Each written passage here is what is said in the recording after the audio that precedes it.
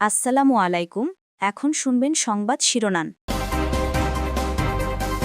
লন্ডনে বিজয় দিবসের অনুষ্ঠান রূপ নিল তারেক রহমানের বিদায়ী সমাবেশে। ভারপ্রাপ্ত চেয়ারম্যানকে বরণে বিএনপির অভ্যর্থনা কমিটি। বাংলাদেশ ভারত কূটনৈতিক সম্পর্কে আরেক দফা টানাপোড়েন, দিল্লিতে হাইকমিশনারকে তলব, এখনই মিশন ছোট করার কথা ভাবছে না সরকার। ওসমান হাদির উপর হামলায় ব্যবহৃত আসল বাইক উদ্ধার, ৮ হাত ঘুরে চলে যায় অপরাধীর কাছে, ভুল নম্বরের জেরে রিমান্ডে হান্নান। ভোটের আগে প্রার্থীদের অস্ত্র বহনের বিষয়ে মন্ত্রণালয়ের সাথে আলোচনা হয়নি, জানালো ইসি। অতীতের ডামি প্রার্থীদের অবৈধ ঘোষণা করতে বৈষম্য বিরোধীদের লিগ্যাল নোটিশ। সাবেক সেনা কর্মকর্তা জিয়াউল আহসানের বিরুদ্ধে হত্যা ও গুমের অভিযোগ আমলে নিল ট্রাইব্যুনাল। সহিংসতার মামলা থেকে মির্জা আব্বাস সহ ৪৯ জনের অব্যাহতি। ভাষার মাসেই হবে অমর একুশে বইমেলা, বাংলা একাডেমির সভায় সময়সূচি চূড়ান্ত। ২০ ফেব্রুয়ারি থেকে চলবে ১৫ মার্চ পর্যন্ত। আসসালামু আলাইকুম।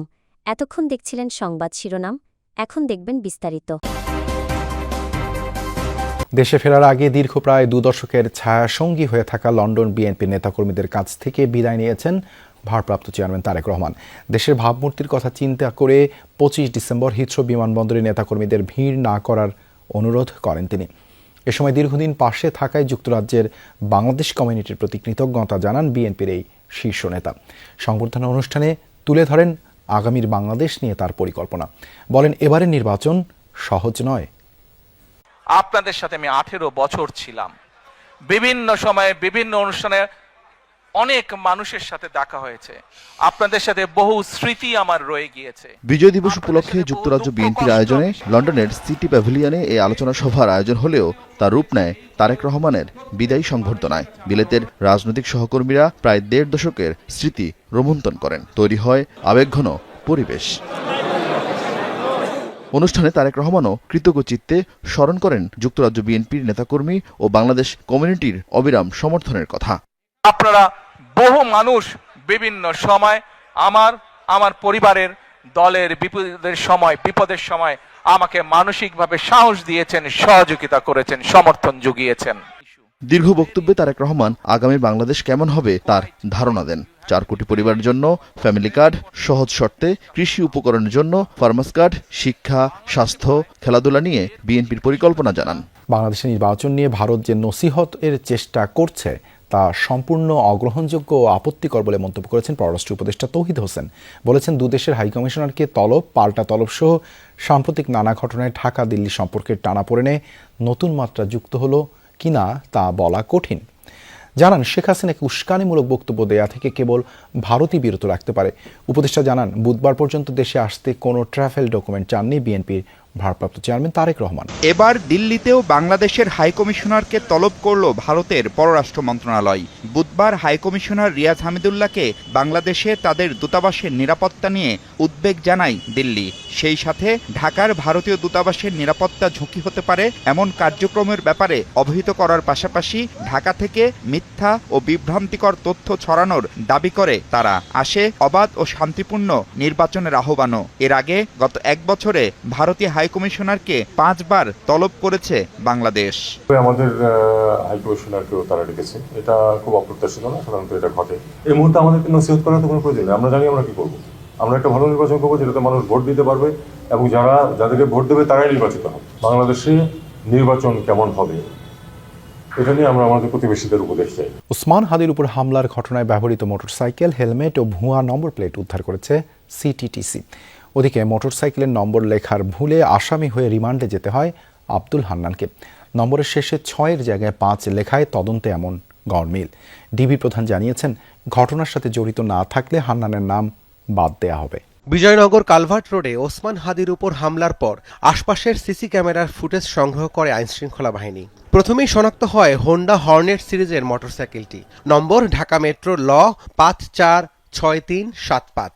বিআরটি এর সার্ভার থেকে মালিকের তথ্য নিয়ে মোহাম্মদপুর এলাকা থেকে শনিবার আব্দুল হান্নানকে আটক করে র্যাব। হান্নান আদালতকে জানান, মোটরসাইকেল তিনি 2 মাস আগে মিরপুরের একটি শোরুমে বিক্রি করেছেন, কিন্তু নাম পরিবর্তন করা হয়নি। হান্নানের কথার সত্যতা যাচাই করতে গেলে বড় ধরনের গরমিল সামনে আসে। হাতে আসে ঢাকা মেট্রো ল 546375 নম্বরের মোটরসাইকেলটির BRT এর রেজিস্ট্রেশন তথ্য। সেখানে মালিকের নাম আব্দুল হান্নান আছে ঠিকই, তবে ভিন্নতা ব্র্যান্ড এবং মডেলে। হামলায় ব্যবহৃত মোটরসাইকেলটি ছিল হোন্ডা হর্নেট সিরিজের, আর BRT এর রেজিস্ট্রেশন তথ্য বলছে ঢাকা মেট্রো ল 546375 নম্বরের মোটরসাইকেলটি হল সুজুকি জিক্সার। সাবেক সেনা কর্মকর্তা জিয়াউল আহসানের বিরুদ্ধে বিচার বহির্ভূতভাবে 500 ব্যক্তিকে গুম ও হত্যায় তথ্য প্রমাণ পেয়ে ট্রাইব্যুনালের প্রসিকিউশন।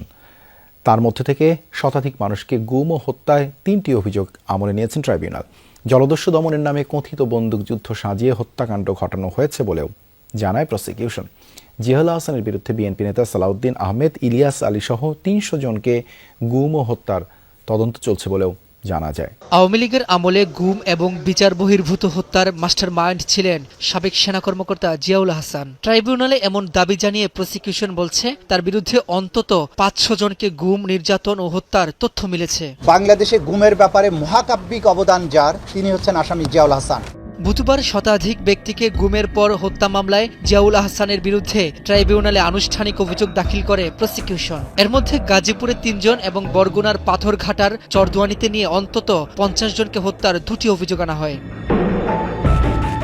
কিভাবে গুম করে হত্যা করা হতো সেই নৃশংস বর্ণনাও ট্রাইব্যুনালে তুলে ধরেন চিফ প্রসিকিউটর। সাগরের মোহনায় গিয়ে এই অসহায় ভিকটিমদেরকে এক এক করে ওই ট্রলারের খোলের মধ্যে থেকে বের করে তাদেরকে ট্রলারের পাটাতনের পাশে নিয়ে এসে মাথায় বালিশ ঠেকিয়ে গুলি করে, মাথায় বা বুকে গুলি করে হত্যা করা হতো। নির্বাচনের আগে প্রার্থীদের অস্ত্র দেবার বিষয়ে ইসির সাথে স্বরাষ্ট্র মন্ত্রণালয়ের কোনো আলোচনা হয়নি, তবে প্রার্থীদের কাছে বৈধ অস্ত্র রাখার সাথে আচরণবিধির বিরোধ নেই, এমনটি জানিয়েছেন ইসি সচিব আক্তার আহমেদ।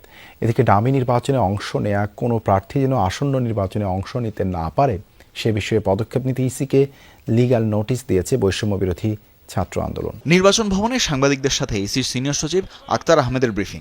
সচিব জানান, এবার ত্রয়োদশ জাতীয় সংসদ নির্বাচনে ইইউ প্রায় 200 জন পর্যবেক্ষক পাঠাতে যাচ্ছে। বাংলাদেশের পররাষ্ট্র মন্ত্রণালয়, নির্বাচন কমিশন এবং ইউরোপীয় ইউনিয়নের মধ্যে একটি ত্রিপাক্ষিক চুক্তির মাধ্যমে এটি হবে। তাদেরকে আমরা এখানকে ফ্যাসিলিটিস প্রোভাইড করব, তাদের যাতায়াত এবং তাদের চলাফেরা ইত্যাদি ইত্যাদি। আমরা শুধু একটা জিনিসই অনুরোধ করেছি, লোকাল প্রোটোকল কিছু কিছু ক্ষেত্রে মানতে হয়, যেমন আপনার বিশেষ করে পার্বত্য চট্টগ্রামে সে লোকাল প্রোটোকল মানতে হবে। অমর একুশে বইমেলা শুরু হবে আগামী বছরের 20 ফেব্রুয়ারি থেকে শেষ হবে 15 মার্চ। বাংলা একাডেমিতে সময়সূচি নির্ধারণ সংক্রান্ত জরুরি সভায় সিদ্ধান্ত হয়। বুধবার বিকেলে সভায় উপস্থিত ছিলেন সংস্কৃতি বিষয়ক মন্ত্রণালয়ের সচিব মোহাম্মদ মফিদুর রহমান, বাংলা একাডেমির মহাপরিচালক অধ্যাপক মোহাম্মদ আজম ও একাডেমির পরিচালকরা। এছাড়া ছিলেন ঢাকা বিশ্ববিদ্যালয়ের প্রক্টর, প্রকাশক, প্রতিনিধি এবং আইনশৃঙ্খলা বাহিনীর প্রতিনিধিরা। সভায় সর্বসম্মতিক্রমে অমর একুশে বইমেলার উদ্বোধনের সময়সীমা ঠিক হয়।